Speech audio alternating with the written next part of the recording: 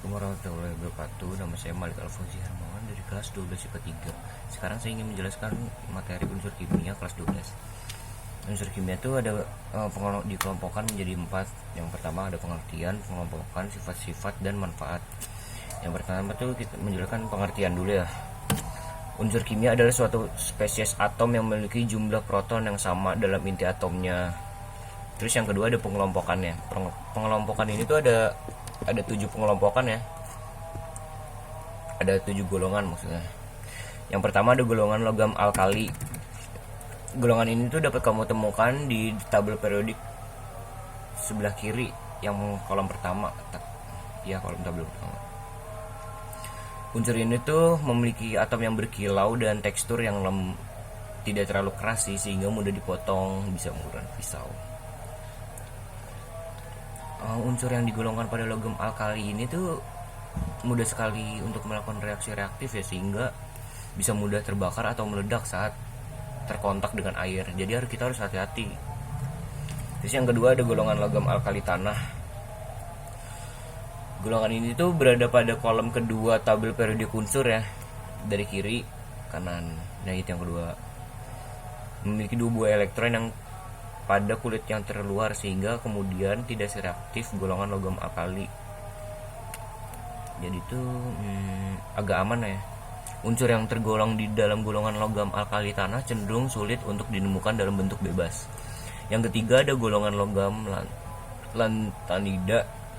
Golongan ini dimulai dari atom dengan nomor 57 sampai 71. Unsur dalam golongan ini itu terlalu banyak sehingga kemudian dipisah menjadi bagian tersendiri di bawah tabel. Dia itu terpisah sama teman-teman. Yang keempat ada golongan aktinida. Seperti golongan lantanida, golongan aktinida juga terpisah dari tabel dan ditempatkan di bawah tabel karena jumlahnya yang banyak. Unsur dengan nomor atom 89 sampai 103 digolongkan menjadi senyawa aktinida. Semua unsur pada golongan ini cenderung bersifat radioaktif. Terus yang kelima ada golongan logam transisi.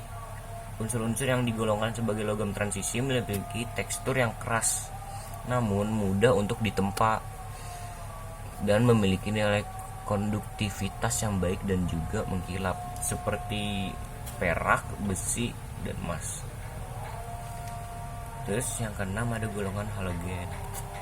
Unsur yang termasuk ke dalam golongan halogen cenderung reaktif dan membentuk senyawa berpasangan dengan logam alkali dengan kemudian menghasilkan garam. Yang terakhir ada golongan gas mulia.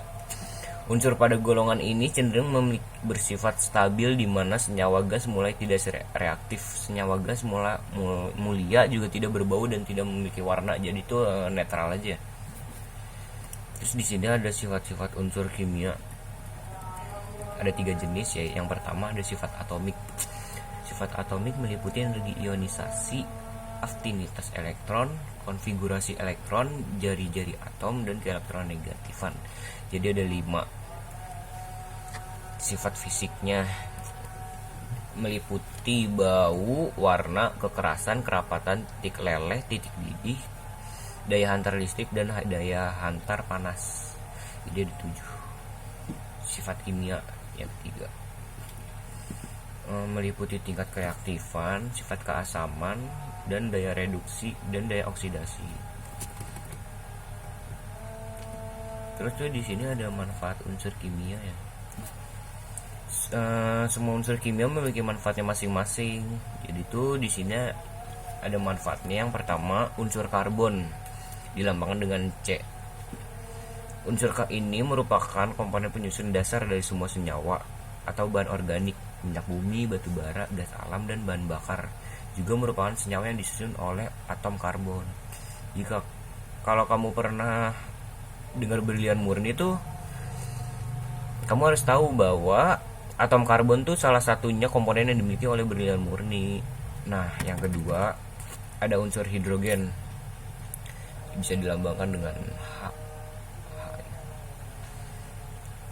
Unsur hidrogen menyusun kurang lebih 90% dari atmosfer bumi sehingga merupakan unsur yang melimpah di bumi. Jadi yang paling banyak lah ya, unsur ini tuh digunakan untuk bahan bakar baik gas maupun cairan kayak bensin gitu. Terus yang ketiga ada unsur aluminium, dilambangkan dengan Al. Aluminium merupakan jenis logam dengan bobot yang relatif ringan ya pasti, dan juga tahan terhadap korosi kerusakan dengan tekstur yang lunak.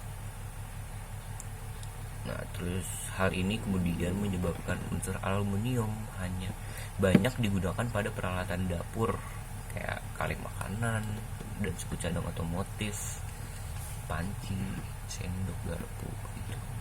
Terus yang terakhir ada unsur natrium, Na di laman. Dapat kita gunakan sebagai reduktor pada reaksi pemisahan silikon dan boron, sebagai medium pengantar kalor atau panas dalam fase cair, dan reaktan pada reaksi pembentukan TeL senyawa anti kenok pada bensin. Sedangkan senyawanya misal NaCl dapat digunakan sebagai bumbu masak, pengawet makanan, larutan infus. Nah, itu sekian penjelasan tentang materi unsur kimia oleh saya. Terima kasih. Wassalamualaikum warahmatullahi wabarakatuh.